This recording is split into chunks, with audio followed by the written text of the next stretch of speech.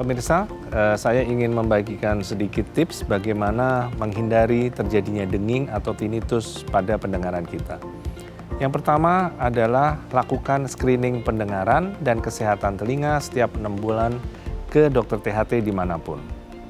Yang kedua, hindari bising. Bising ini bisa berasal dari tempat-tempat hiburan, bila mana pemirsa sekalian misalnya nonton film, kemudian di tempat hiburan main game, ya, atau di tempat-tempat konser musik, ya, itu menimbulkan risiko terjadinya gangguan pendengaran yang memicu adanya bising, memicu adanya tinnitus. Kemudian hindari pemakaian earphone yang berlebih dengan menerapkan aturan 60-60. Jadi kalau pemirsa menggunakan earphone, volume set pada maksimal 60%, dan maksimal menggunakan earphone selama 60 menit. Berikan telinga kita istirahat dari exposure pendengaran atau bising. Kemudian yang terakhir, menghindari mengkonsumsi bahan-bahan baik itu kimia maupun obat yang memiliki resiko ototoksik atau merusak sensor suara kita yang disebut sel rambut atau rumah siput koklea. Di antaranya adalah misalnya alkohol dengan kadar yang tinggi, kemudian juga racun pada rokok, kemudian juga beberapa obat memang memiliki efek samping ototoksik atau memberikan racun kepada organ telinga kita yang disebut rumah siput. Semoga pemirsa sehat selalu, khususnya telinga dan pendengarannya. Ya pemirsa, pasti rasanya nggak nyaman ya kalau telinga Anda itu sering kerasa berdenging gitu ya. Ini bukan lagi ngomongin Anda lagi diomongin orang ya. Mitos ya. Jadi kalau Anda lagi mengalami, waduh ini kok telinganya berdenging terus gitu ya. Ini gara-gara apa? Apakah gara-gara mungkin ya ada trauma sesuatu gitu ya, mungkin Anda kerjanya di tempat yang bising dan lain sebagainya. Nah, apa sih yang menyebabkan kenapa telinga Anda berdenging? Nah, gejalanya seperti apa dan gimana cara mengatasinya supaya nggak berdenging terus, karena ini pasti mengganggu aktivitas Anda sehari-hari. Inilah topik yang akan kita bahas hari ini.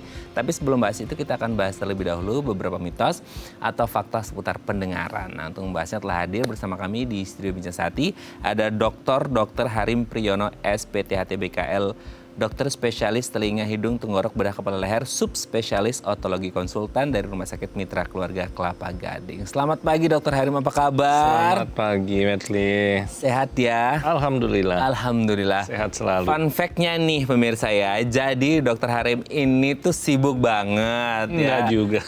Dan Alhamdulillah hari ini tuh Bincang Sati beruntung banget bisa ngobrol lagi sama Dokter Harim. Karena habis dari US pagi ini, fun fact-nya adalah beliau baru mendarat dari Hanoi, Vietnam. Wih, keren banget ya. Langsung studio Bincang Sati. Thank you loh dok sudah menyempatkan ya. Semoga sehat terus ya dok ya. Amin. Dan bisa terus mengisi sehat Bincang untuk Meli juga. Ya. Thank you dok. Oke dok, kita bahas mitos faktanya dulu dok. Baik, yang pertama adalah kotoran telinga harus sering dibersihkan. Nah ini kan jadi stigma di masyarakat kita kalau jorok nih, telinganya banyak kotorannya nggak pernah dibersihin. Berarti kita harus sering-sering bersihin telinga kah dok?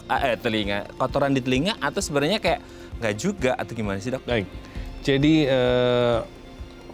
mitos atau fakta, kita sebetulnya agak salah menyebutnya dia sebagai kotoran. Oh. Tuhan ciptakan, ya sebutan dalam bahasa Inggrisnya earwax gitu ya, lilin atau minyak liang telinga itu sebetulnya ada manfaatnya. Earwax ya, bukan ear dirt ya dok? Iya, bukan ear dirt sebetulnya. Dia menjaga keasaman liang telinga sehingga kita tercegah dari infeksi jamur. Kemudian dia juga ada antibakterinya, mencegah kita terinfeksi kuman gitu. Karena apa? Liang telinga lingkungan yang lembab, karena terowongan yang buntu gitu ya. Nah, jadi apakah perlu membersihkan sendiri? Jawabannya tidak. Oh. Kenapa? Pertama, liang telinga itu punya mekanisme self-cleaning. Oh, jadi kulit liang telinga itu dari kendang telinga sampai kulit liangnya itu tumbuhnya keluar, berjalan seperti conveyor belt, seperti ban berjalan. Oh, kayak di bandara gitu ya? Betul, tinggal kita tunggu aja di bagian luar liang telinga, baru nanti dijemput. Yang jemput tidak perlu dengan tindakan menjemput sendiri dengan cotton bud. Karena satu, tidak melihat sendiri, yang kedua, nanti malah kedorong masuk. Untuk itu anjuran medis adalah pemirsa sekalian itu rajin-rajin ke dokter THT. Ya, 6 bulan sekali cukup. Oke. Atau dicari interval yang pas di mana kotoran itu menutup lebih kurang 50% dari diameter liang telinga. Tiap orang beda-beda. Ada yang banyak sekali. Ada yang baru seminggu sudah seperti mentega keluar, ya ada. Wow. Bukan penyakit, bukan pula kelainan. Itu memang dikaruniai jumlah kelenjar pembentuknya itu banyak. Nah, jadi orang normal biasanya ada yang 6 bulanan itu rata-rata yang normal. Ada juga setahun nggak ke dokter THT ya bersih. Ada yang seumur hidup nggak pernah dibersihkan, bersih-bersih saja ya ada. Jadi carilah sekali-sekali interval kapan minyak itu harus dibersihkan. Oke. Gitu, Medley. Dok, oke, berarti memang normalnya ada gitu ya? Ada. Pasti. Dan akan keluar dengan sendirinya. Betul. Dia bukan tai kuping ya. Jangan memberi nama dia seperti itu.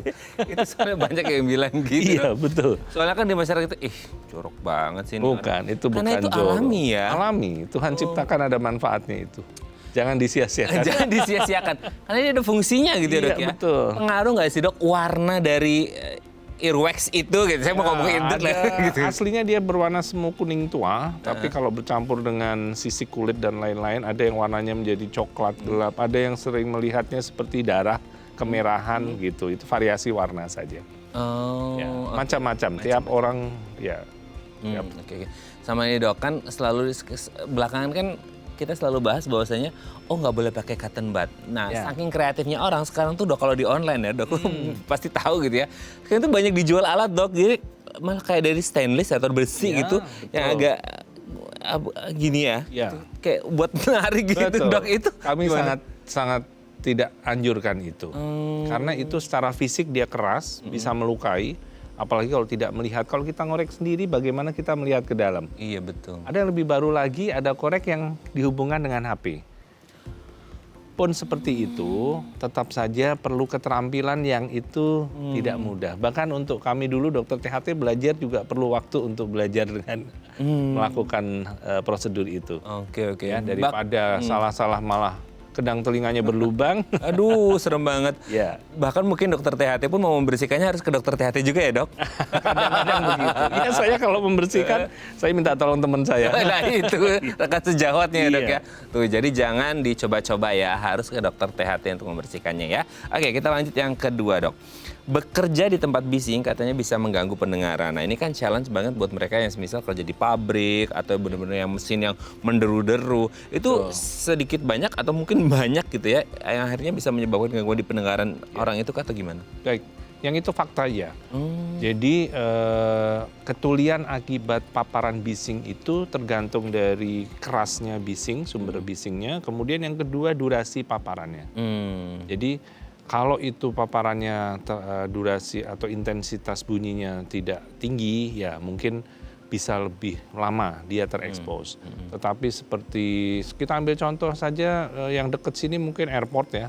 Oh, iya. Soekarno-Hatta ya, ground crew yang menyiapkan pesawat ya, yang mereka memberikan aba-aba pada waktu pesawat mendekat itu dengan kondisi mesin masih menyala, itu exposure bising mereka di atas 150 desibel, bisa sampai 200 desibel. Jadi mereka harus menggunakan alat pelindung diri, penutup telinga. Penutup telinganya bahkan kadang-kadang pada kondisi exposure yang sangat kuat itu harus double, Mas. Double itu apa? Satu penyumbat liang telinga, earplug. Yang kedua adalah earmuff, didabelin lagi. Waduh. Kenapa? Karena kalau sumber suara itu begitu kuatnya, mereka bisa menggetarkan tulang tengkorak ini. Oh, iya. Sedahsyat itu, Dok? Sedahsyat itu. Ya, orang-orang yang di samping mesin pesawat jarak hanya sekian meter, 2 meter pada waktu dia running full gitu ya. Itu exposure-nya sangat kuat. Atau mereka yang bertugas di mesin kapal, Betul. ya nengok mesin kapal, nungguin mesin kapal setiap saat, itu exposure bisingnya sangat kuat. Dan organ pendengaran kita itu ukurannya mikroskopik, yang namanya sel rambut itu. Oh, Mikron, kecil. kecil sekali. Jadi kalau diberi getaran kuat, ya wajar kalau dia rontok. Kalau dia rontok, kita mengalami yang namanya tuli sensori neural dan itu permanen. Itu yang tidak kita Bisa tumbuh lagi dia, Dok? Nggak bisa, gitu ya. Jadi kalau sampai rontok, ya sudah. pendengaran itu pergi untuk Selamanya. Betul. Aduh. Jadi hindarilah bising.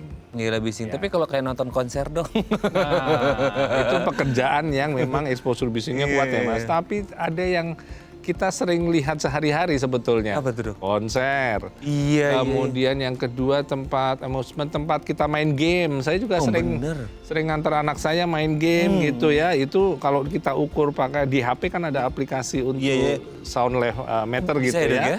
Ya, itu bisa sampai 100 desibel, 200 desibel. Kita kalau udah main kira-kira setengah jam, keluar itu rasanya pengeng gitu ya. Nah, itu jadi ada waktunya sih sebenarnya, ada anjuran untuk supaya bising itu tidak membuat kerusakan di organ telinga kita. Ya. Termasuk dimarahin istri nggak sih? Yang itu beda cerita. Beda cerita ya. Tapi sebenarnya standarnya itu telinga kita bisa kena berapa desibel sih, Dok? Nah, itu macam-macam. Oh. Mulai di atas 80 desibel itu sudah mulai lampu kuning, ada anjuran.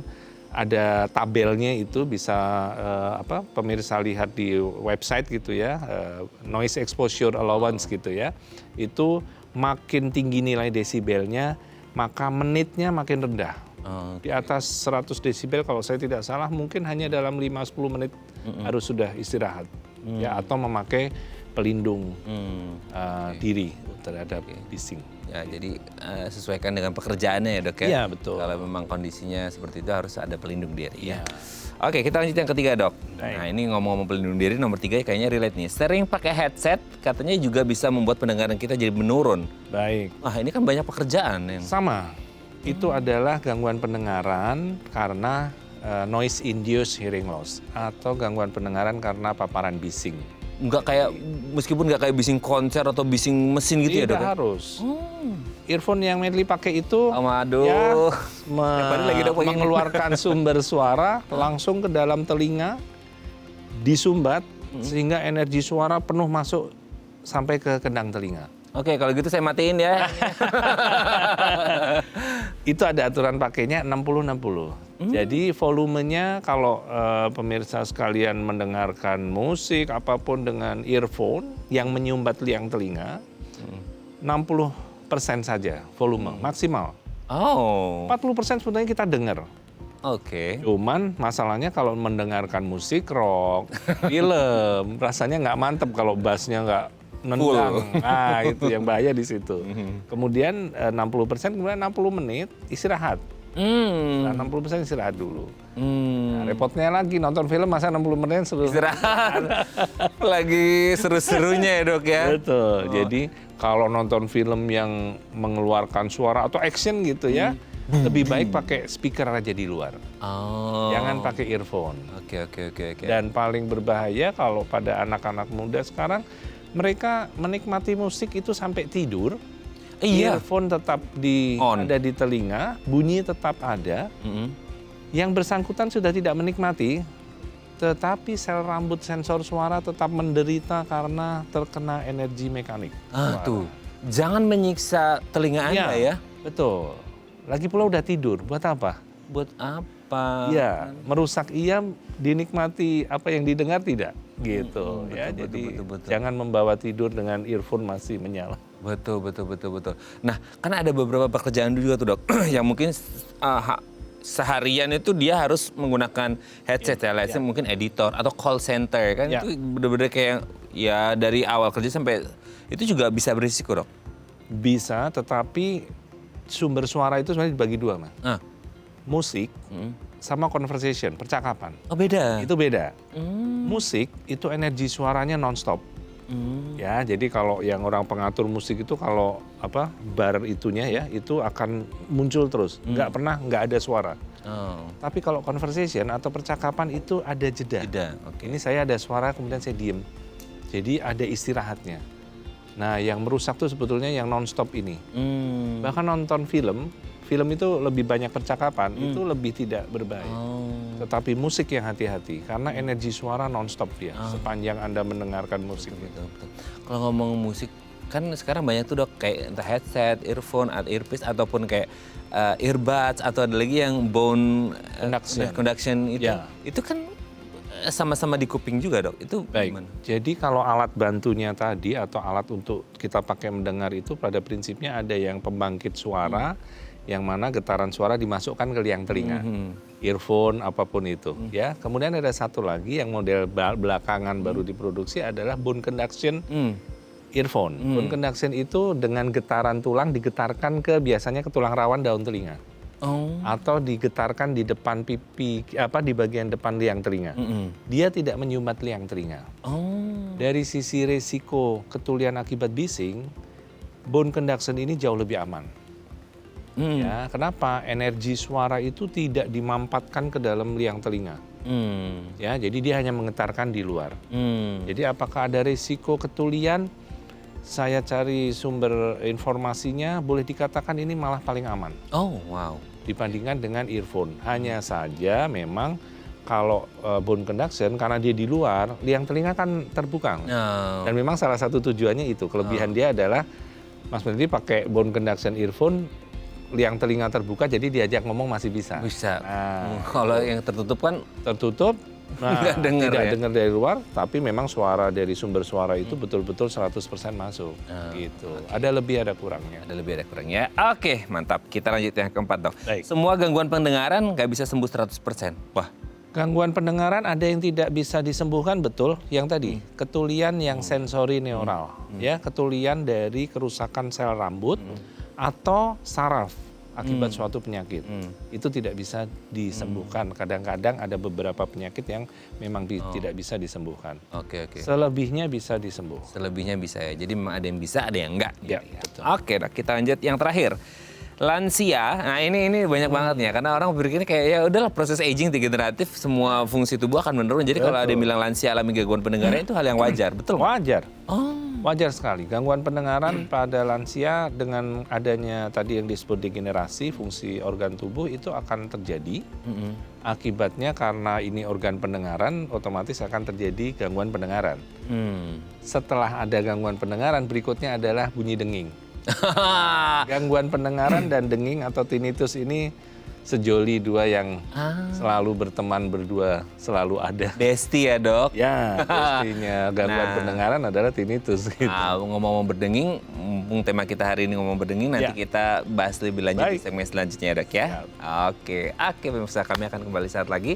Tetap bersama kami di Bincang Sati.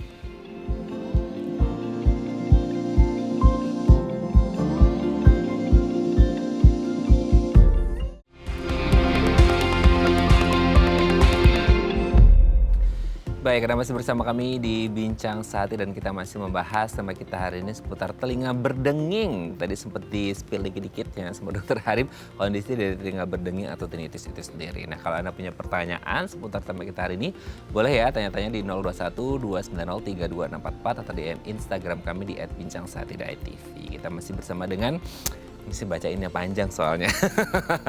Selalu belajar nih beliau nih ya. Ada Dr. Harim Priyono SPTHT BKL, dokter spesialis telinga hidung tenggorok bedah kepala leher, subspesialis otologi konsultan dari Rumah Sakit Mitra Keluarga Kelapa Gading. Oke dok, sebelum kita ngomongin tentang berdengingnya ya, kan mungkin yang kita tahu tuh kuping ya ada daun telinganya, ada lubangnya, denger aja gitu. Tapi sebenarnya kan orang awam nggak ngerti dalamnya seperti apa. Proses pendengaran kita itu dimulai dari apa sih dok? Maksudnya di dalam kuping kita ini ada apa aja gitu? Baik, jadi daun telinga sendiri memiliki fungsi untuk mengumpulkan suara, ada fungsi itu ya. Kemudian gelombang suara akan masuk ke liang telinga, setelah sampai di dalam dia akan menabrak kendang telinga, sehingga kendang telinga itu seperti genderang gitu ya, terkena energi suara dia akan bergetar.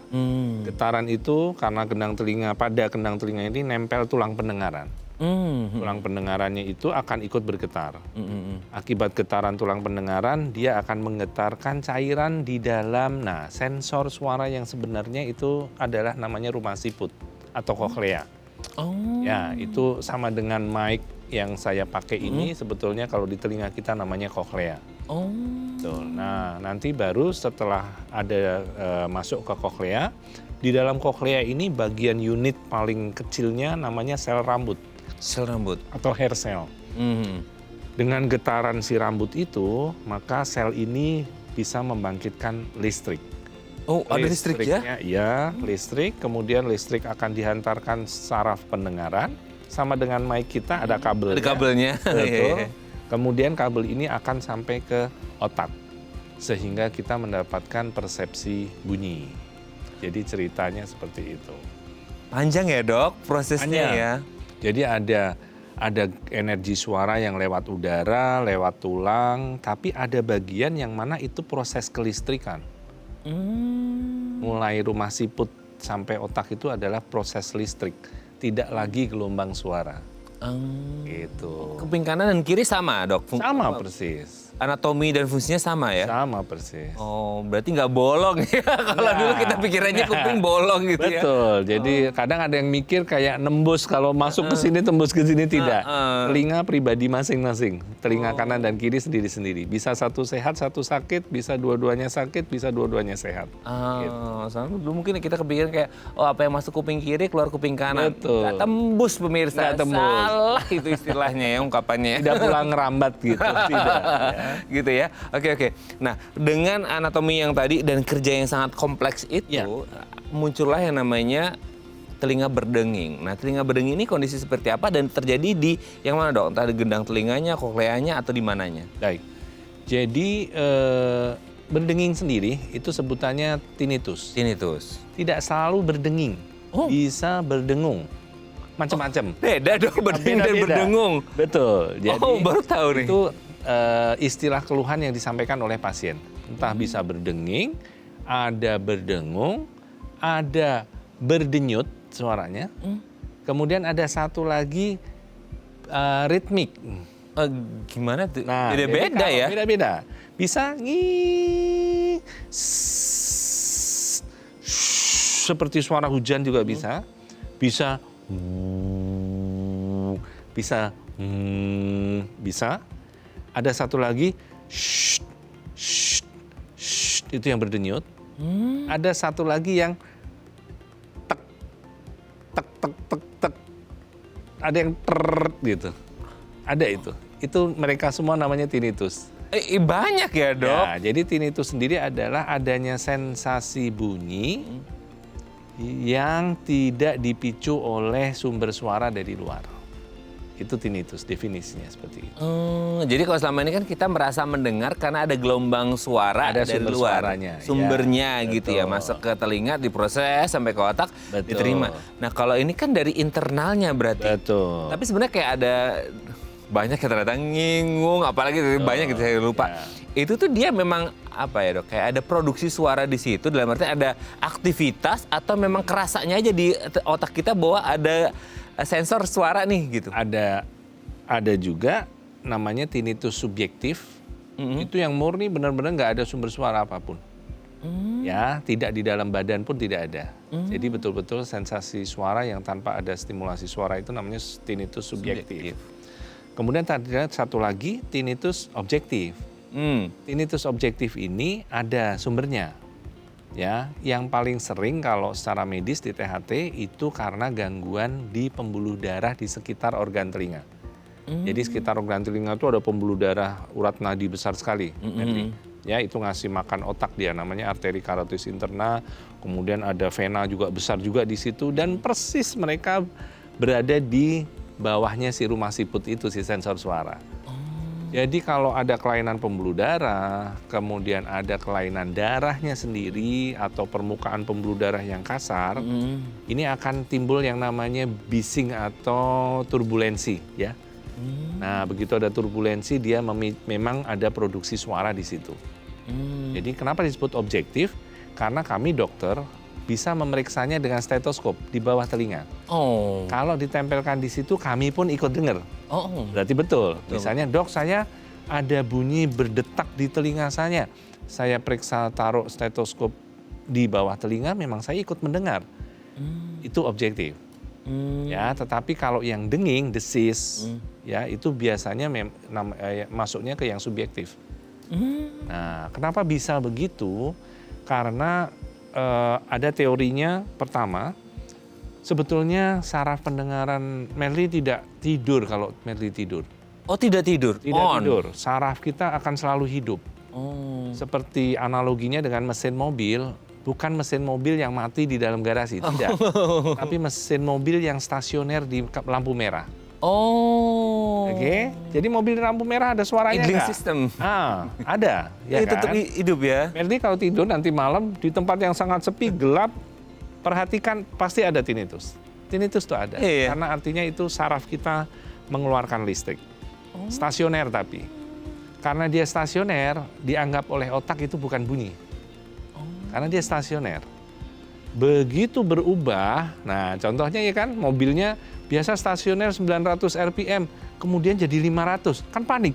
Wah ini kalau mati di lampu merah gimana kan gitu. Nah otak juga begitu. Kalau listrik ini kemudian tidak stasioner, tingkat stimulasinya sama otak akan dikenali. Sama dia akan ditampilkan.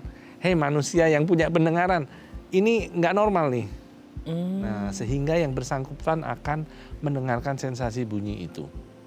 Ceritanya seperti itu. Jadi tinnitus subjektif itu biasanya berkaitan dengan saraf, fungsi saraf. Satu lagi, otak kita itu sebetulnya punya digital amplifier. Wow, keren. Ya, pengeras suara digital, kerja otak. Begitu ada gangguan, maka amplifier otak ini akan bekerja lebih. Otomatis ya dok? Otomatis. Nah namanya juga dia membangkitkan, diciptakan Tuhan untuk membangkitkan lebih supaya suara itu lebih jelas, otomatis akan memicu persepsi suara. Gitu singkatnya. Oke, karena direspon ini ada gitu ya. Wah ini jadi... Wah keren banget loh hari ini perbincangan kita ya. Jadi kita lebih paham nih ya tentang suara berdenging yang nggak hanya berdenging ya. Dengan beberapa bunyi dan kondisi. Dan kita tahu ternyata ada yang subjektif, ada yang objektif ya dok ya. Wah ini keren banget. Kalau dokternya bisa ikut dengar tuh objektif. Tapi ya. kalau hanya pasien yang mendengar itu subjektif. Oke dok, nanti kita lanjut lagi di segmen selanjutnya ya. Oke pemirsa, kami akan kembali saat lagi kita bersama kami di Bincang Sehati.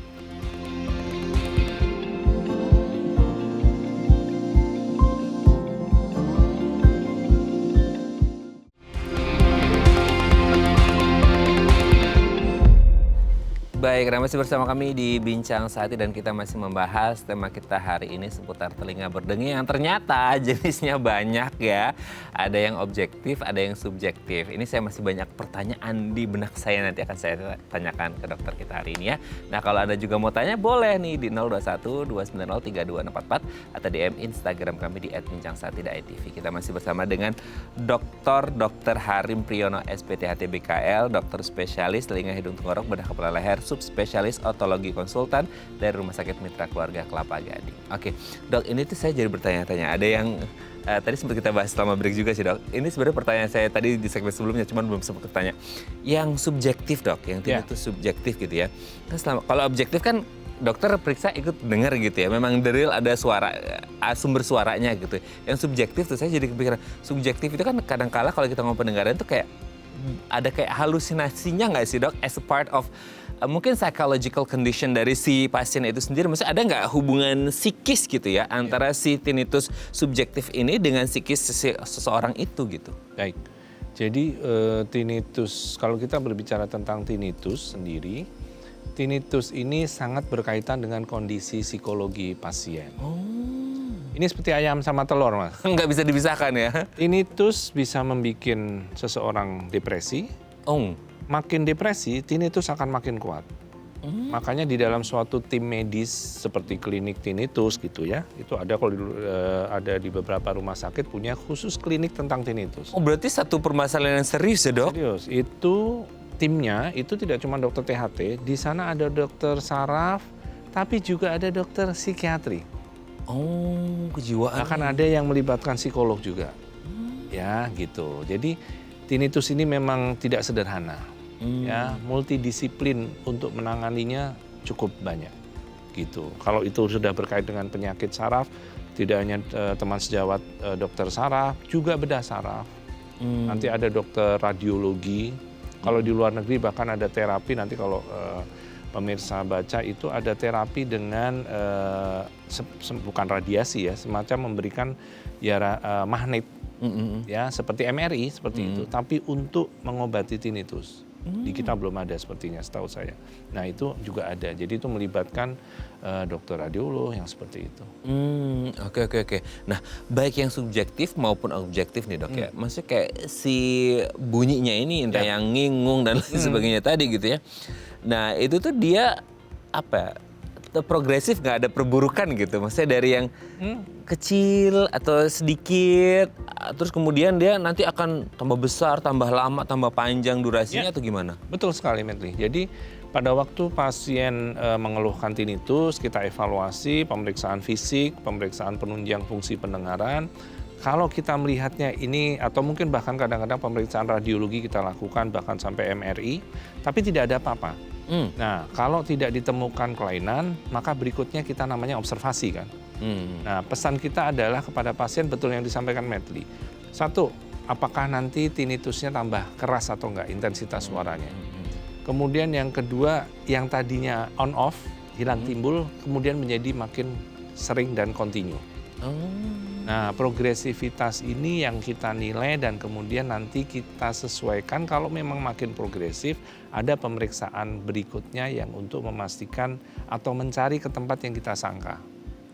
Ya. Tinnitus tidak hanya melibatkan wilayahnya dokter THT, tapi THT di bagian organ telinga, kemudian dokter saraf, karena kabel mic itu adalah punya dokter saraf, otak adalah punya dokter saraf, dan terakhir dokter bedah saraf kalau memang kelainannya memerlukan tindakan invasi. Seperti itu. Nah, progresivitas perburukan itu sendiri dipengaruhi dari ada beberapa faktor risiko nggak dok? Nah, faktor risiko ini juga bisa jadi penyebabnya juga nggak? Atau kayak orang ini mengalami tinnitus, terus kemudian, ada faktor risiko nih gitu ya. Dengan beberapa mungkin dia kondisi trauma atau mungkin kongenital ya, maksudnya bawaan dari lahir gitu. Atau mungkin ya nggak ngerti, kondisi psikis tadi sempat kita mention juga. Ada beberapa kondisi nggak yang akhirnya, wah ini tinnitusnya progresivitasnya tambah dahsyat nih gitu? Bisa, misalnya tadi contohnya yang kondisi yang skenario pertama gitu ya, tidak ditemukan penyakit apa-apa. Tetapi akibat tinnitusnya kemudian masuk ke kondisi depresi. Tinnitusnya akan makin keras, gitu. Jadi ini obatnya ya harus mengatasi depresi supaya tinnitusnya akan membaik. Nggak bisa kami dari dokter THT bekerja sendiri. Saya pastinya akan konsulkan kepada dokter psikiatri, kalau itu memang sudah perlu obat antidepresi atau kepada psikolog. Kalau masih bisa dengan komunikasi seperti itu. Nah, tetapi kalau misalnya dia bertambah keras, tetapi ada memang kelainan yang kemudian belakangan muncul, ya tadi teman saraf dan bedah saraf akan kita libatkan untuk penanganan. Nah, apakah akan bertambah berat atau tidak sebetulnya ya tergantung yang mendasari atau menyebabkan tinnitus. Ya kalau kondisi psikologi, ya mohon maaf kadang-kadang saya juga harus tanya kepada pasien. Betul. Contohnya ada pasien ternyata ngalamin tinnitusnya setelah kesulitan di tempat kerja dipecat. Ada masalah dengan keluarga. Ada. Jadi yang nangani ya juga bukan saya lagi gitu ya. Saya konsul ke psikolog atau ke dokter psikiatri gitu. Tapi ada juga misalnya contohnya lansia. Itu proses degenerasi, kondisi yang disebut presbikusis ya. Itu memang gangguan pendengarannya pelan tapi pasti akan turun. Nah, jadi kalau dia datang dengan tinnitus masih kita tanya, "Bapak Ibu hari ini tinnitusnya gimana? Hanya terdengar waktu mau tidur, Dok?" gitu. Oke, kita anjuran adalah dialihkan dengan suara atau ada alat yang namanya tinnitus masker gitu ya untuk mengcover si tinnitus gitu. Tapi kita harus edukasi. Ini karena prosesnya karena penuaan dari hasil fungsi pendengarannya, tesnya gitu ya, ini ke arah penuaan, maka bisa jadi tinnitusnya nih ke depan beberapa bulan atau tahun ke depan bisa nambah ya gitu. Kita harus pesan. Nanti kalau nambah terus gimana Dok tambah keras? Ya datang lagi nanti kita cek lagi fungsi pendengarannya gitu. Jadi kenapa? Dengan ada gangguan pendengaran, tinnitus akan lahir Mas Metri. Gitu. Jadi makanya tadi ya, Besti ya, bestinya dia sih gangguan pendengaran ada tinnitus gitu. Cara mengobati tinnitus salah satunya mengembalikan fungsi pendengaran. Ini juga challenge ya buat para lansia juga ya, karena proses ya alhamdulillah dikasih umur panjang, tapi mungkin challenge-nya lumayan banyak gitu ya kalau betul. Lansia. Oke Dok, menarik banget ya, nggak kerasa harus break lagi nih. Kayak cepet banget waktu berlalu. Kita lanjut lagi di segmen selanjutnya ya. Oke pemirsa, kami akan kembali saat lagi, kita bersama kami di Bincang Saat Ini.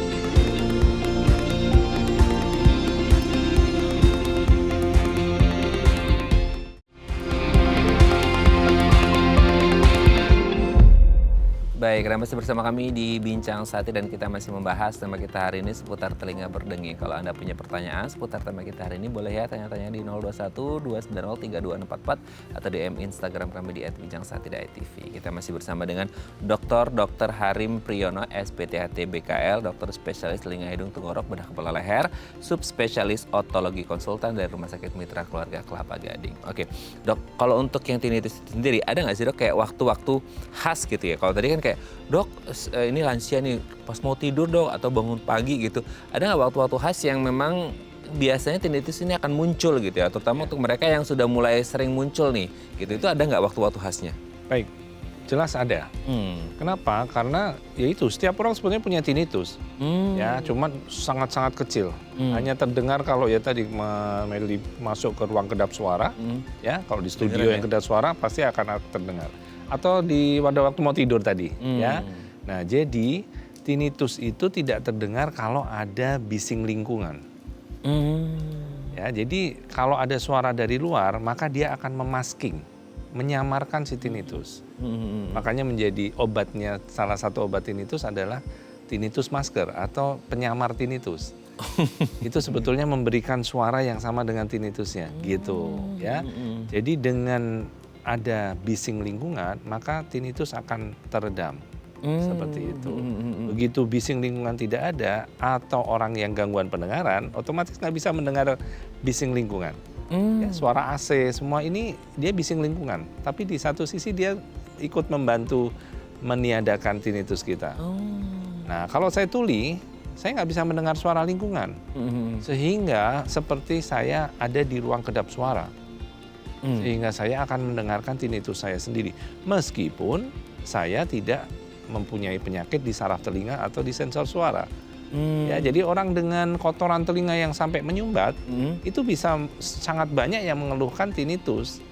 Oh, karena dia tidak ada intervensi Suara dari luar ya? Betul, jadi seperti dia kalau masuk ke ruang kedap suara, dia akan dengar tinnitus. Gitu. Ya, jadi obatnya tinnitus prinsipnya satu, pendengaran dikembalikan, suara dari luar masuk, tinnitus akan tersamar. Suara dari luar nggak bisa masuk, tinnitus asli pun yang kita punya gitu, itu akan terdengar lebih kuat. Gitu. Jadi malam hari adalah momoknya orang tinnitus ya. Karena dia akan mendengar dengan sangat jelas gitu Iya, ya. betul. Meskipun harus disamarkan, tapi tetap aja nanti ada once a while dia dalam kondisi hening ya akan kedengaran lagi. Kedengaran. Gitu ya. Tapi sebenarnya Dok, kalau orang dengan tinnitus itu, dia itu sebenarnya atau tergantung kayak gradingnya ya, maksudnya kayak dia tetap bisa mendengar dari luar nggak sih? Terutama mungkin yang tinnitusnya itu udah lumayan stay gitu ya, dan mungkin ibarat kata kayak gelombang desibelnya udah mulai tinggi. Betul gitu, tuh kayak sekali. dia masih bisa mendengar nggak sih sebenarnya? Tidak, bukan tidak sama sekali tidak ya, kayak orang nggak punya tidak. Tapi misalnya tinnitus dia ada di frekuensi 1000 Hz gitu ya. 1000 Hz ini frekuensi untuk percakapan. Maka semua kata-kata yang mengandung konsonan atau huruf yang memakai 1000 Hz, otak nggak bisa membedakan ini dari kata-kata yang sedang diperhatikan atau dari tinnitusnya. Dia overlap. Bingung otak. Oh, berarti itu ada ya, maksudnya percakapan kata-kata khusus yang dia ada berapa hertznya gitu ya? Iya. Yang denging itu kalau keras sekali, desis gitu ya, maka seperti saya gitu, otak bingung karena saya atau dari si tinnitus dia nggak bisa membedakan. Bahkan kami kalau memeriksa fungsi pendengaran yang namanya audiometri, itu kita tanya dulu, tinnitusnya yang mana frekuensinya. Karena di frekuensi itu ambang pendengarannya menjadi tidak reliable atau bisa nggak cocok. Ya seperti itu. Jadi kalau kita periksa paksakan di situ, mungkin dia akan kelihatan seperti tuli di situ gitu. Tapi sebetulnya dia tidak bisa membedakan antara tinnitus atau suara yang kita berikan gitu. Jadi input kata-katanya itu tidak full gitu ya. Tidak full, bisa tidak full kemudian. Bisa tidak full, terganggu oleh si desis itu. Oh, desis-desisnya ya kayak saya, sayang Ya. gitu ya. Oke. Terus sebelum lanjut ini ada DM Instagram saya bacakan ya. Ini dari Pak Bilin ya. Dok, beberapa hari belakangan telinga saya itu berdenging, terutama pas lagi diem atau pas mau tidur. Baru aja kita bahas nih ya. Kadang pelan Dok, kadang agak besar dan lumayan ganggu sih. Kadang sampai bikin pusing. hilang timbul gitu dok. Itu karena apa sih dan ngatasnya gimana? Terima kasih, baru aja kita bahasnya. Itu bisa intensitasnya mungkin tergantung dari bising dari luarnya juga. Jadi kerasa kayak ini mild, ini agak moderate, ini juga udah bener banget oke gitu. Baik, secara kasar gitu ya, kita menanyakan kepada pasien untuk membayangkan intensitasnya ringan, sedang, berat gitu sebenarnya hanya dibagi dua. Ringan, sedang, sama berat. Ringan sedang itu hanya terdengar di tempat sepi atau kalau mau tidur. Itu masuk kategori yang itu. Kalau keras itu di restoran, di mall dengan bising lingkungan yang kuat tetap terdengar. Nah, itu kuat. Gitu. Nah, Bapak ini kalau misalnya hanya terdengar di tempat yang sepi mau tidur. Ini kategori yang ringan. Penyebabnya banyak. Tadi prinsipnya kita harus pastikan ada gangguan pendengaran apa enggak. Gangguan pendengarannya kenapa? Jangan-jangan sepele hanya karena liang telinganya ada kotoran yang nutup. Itu bisa. Ya, kemudian atau memang ada penyakit yang melibatkan liang telinga, kendang telinga, apapun di dalam gitu ya, atau tulang pendengaran. Atau fisik sehat walafiat, tetapi sensor suara yang rumah siput itu memang mulai ada gangguan. Kita belum tahu beliau umur berapa. Iya, Nah, kalau misalnya di atas 50 60 yang namanya presbiakusis atau penuaan akibat pendengaran itu dimulai memang di frekuensi rendah, frekuensi tinggi penurunannya. Jadi akan ada denging atau desis gitu. Yang awalnya mild, ringan sekali, lama-lama tambah kuat. Gitu, itu bisa terjadi. Oke, berarti seiring bertambahnya usia risikonya juga semakin ya dok ya?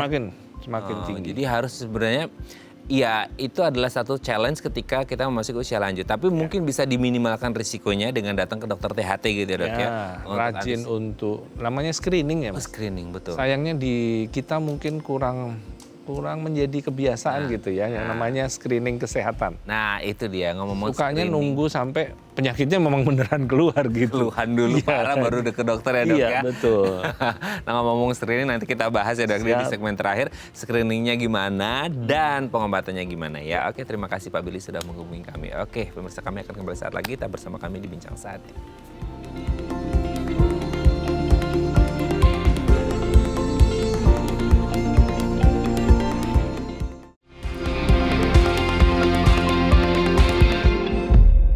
Baik, karena masih bersama kami di Bincang Sehati dan kita masih membahas tema kita hari ini seputar telinga berdenging atau tinnitus. Masih bersama dengan Dr.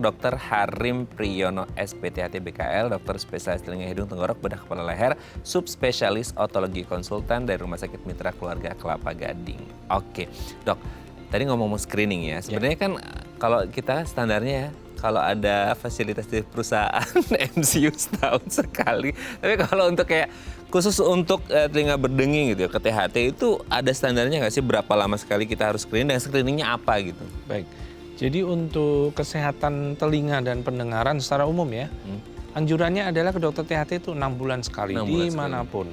Ya, jadikan suatu kebiasaan bahwa deteksi dini penyakit melalui suatu screening itu jauh lebih baik, jauh lebih murah. Yes. Jangan sampai kita harus berobat, Mas. Preventif ya dok. Jangan sampai ketemu saya karena berobat. Ketemunya di Bincang Sehati aja kita ngobrol betul. Ya dok. Jadi pengobatan jauh lebih mahal daripada pencegahan. Betul. Ya, dengan hidup sehat, tadi mencegah paparan bising dan lain-lain. Kemudian memeriksakan rutin ke dokter THT dimanapun, ya 6 bulan sekali cukup lah. Kalau yang ya sehat-sehat ya setahun sekali paling enggak lah sempatkan. Jadi nanti kalau memang ditemukan gangguan atau keluhan, baik tinnitus, gangguan pendengaran ringan apapun, paling tidak dokter THT itu bisa melakukan screening fungsi pendengaran itu namanya audiometri. Audiometri. Betul. Itu paling dasar ya. Itu di awal-awal ketika ada sedikit aja menuju kerusakan, dia pasti sudah kedetek ya dok ya? Betul. Ya, saya ambil contoh kadang-kadang sering kecolongan ada namanya tumor di saraf keseimbangan. Namanya neuroma akustik, ya. Itu malah teman-teman bedah saraf yang sering nangkep. Ya. Itu gejala awalnya itu bisa hanya berupa denging. Ya, denging yang continue. Jadi bukannya bertambah baik, lama-lama makin keras. Ya, dan secara medis itu memang rekomendasi kalau ada denging yang menetap dan bertambah kuat, ada screening, itu adalah memintakan pemeriksaan MRI dengan kontras. Untuk apa? Untuk mencari itu. Penyakit tumor jinak dia. Ya, tetapi perkembangannya memang lambat sekali. 1 mm per tahun. Bisa dibayangkan, ya. Jadi sangat-sangat lambat dan datang bisa hanya dengan tinnitus. Nah, nanti kalau dia tambah besar, baru berikutnya gangguan keseimbangan, gangguan pendengaran, bisa sampai otot mukanya lumpuh seperti itu udah terlambat gitu. Tapi sebenarnya awal-awal hanya sepele sebuah tinnitus. Tinnitus ya. Oke dok, misal kayak dia screening terus udah ketahuan wah ini tinnitus nih gitu ya. Itu biasanya pengobatannya apa? Apa disesuaikan tadi yang ringan, sedang dan berat atau gimana dok? Pas kita memastikan dulu ada penyakit penyebab apa enggak. Oke. Kalau ada tumor, ya obatnya tumornya harus sembuh dulu. Kalau ada penyakit infeksi, infeksinya sembuhkan dulu. Gara-gara kendang telinga berlubang, lubangnya ditutup dulu. Yang telinga sempit, besarkan dulu gitu. Jadi penyebabnya identifikasi, bereskan penyebabnya. Nah, ada yang tinnitusnya tetap ada. Nah, kalau tinnitusnya tetap ada dua dibagi. Tinnitus dengan gangguan pendengaran atau tinnitus tanpa ada gangguan pendengaran. Kalau yang tanpa gangguan pendengaran, itu pakai yang namanya tadi, tinnitus masker. Ada program Mas, dijual, harganya juga nggak murah, 20 juta. Apa itu? Ya, apa itu? Jadi dia membuat musik klasik. Jadi musik yang menghibur, tetapi ditambahkan frekuensi tinnitusnya. Tujuannya untuk apa sebetulnya? Untuk menipu otak. Jadi supaya betul kamuflase bahwa frekuensi tinnitus ini adalah frekuensi yang menghibur, ditindihkan dengan musik yang menghibur. Lama-lama otaknya akan melupakan dia. Ya akan menganggap ya, dok? Ini mesin stasioner nih. Ini bukan sesuatu yang aneh gitu. Tapi ada satu lagi dengan gangguan pendengaran. Kalau ada gangguan pendengaran harus mengembalikan fungsi pendengaran. Ada alat bantu yang biasa orang pakai itu ya, itu kan pengeras suara. Ada yang dia hybrid. Pengeras suara juga tapi juga sebagai tinnitus masker. Gitu. Jadi kalau dia ada tinnitus tapi ada gangguan pendengaran, kita biasanya berikan yang ini. Jadi diberi pengeras suara tetapi juga dia bisa menambahkan frekuensi tinnitusnya supaya tersamar. Gitu. Oke. Jadi sesuai dengan kondisinya untuk pengobatannya dok ya. Nah sekarang kalau boleh kasih saran nih dok, maksudnya kayak untuk mereka-mereka yang punya faktor risiko kan preventif lebih baik ya dok ya. Nah misal untuk orang-orang yang di pekerjaannya atau mungkin lansia karena proses degenerasi, apa aja sih dok yang harus disiapkan supaya nggak mengalami tinnitus atau minimal risikonya gitu? Baik. Tadi datang ke dokter THT saja. Ya kan? Dokter THT minimal 6 bulan sekali ya. Betul, kalau karena pekerjaan harusnya dari perusahaan itu memang ada kan periode rutin dia diperiksa, dikirim ke dokter THT untuk cek fungsi pendengaran gitu. Nanti biasanya kalau ada mulai penurunan ya rotasi pekerjaan ya atau maksimal berapa jam. Biar nggak terpapar dokter terus THT-nya betul yang memberi rekomendasi ini nggak boleh lebih dari 4 jam harus rotasi pegawai setiap gitu. Alat pelindung diri, cuman ya repotnya begitu. Dikasih alat pelindung diri nggak dipakai. Nah, karena nggak nyaman kan pakai alat pelindung diri itu. Itu kan gunanya buat melindungi diri ya, padahal buat kesehatannya ya. Oke, dok sebenarnya banyak mau kita bahas, tapi waktu juga next time. Pokoknya harus ngobrol lagi, datang lagi ke sini. Semoga waktunya pas ya dok ya. Semoga sehat terus dan bisa datang ke sini. Thank you dok. Sehat terus, salam untuk keluarga di rumah dan teman-teman di Mitra Keluarga Kelapa Gading. Selamat Sehat pagi. selalu untuk pemirsa Terima kasih, juga. dok. Oke pemirsa, itu tadi perbincangan kita dengan Dr. Harim. Semoga bermanfaat ya. Dan jangan lupa untuk terus menyaksikan konten-konten inspiratif kami di platform The Eye Plus. Saya Raden Mattia Semit. Sampai jumpa dan selamat kembali beraktivitas di hari Senin yang indah ini. Ingat jaga kesehatan telinga Anda supaya nggak mengalami tinnitus. Kalaupun Anda bekerja di tempat-tempat yang mungkin bising dan lain sebagainya, harap menggunakan pelindung diri. Dan jangan lupa, seperti Dr. Harim sampaikan, periksa ke dokter THT minimal 6 bulan sekali. Semoga sehat selalu ya. Sampai jumpa.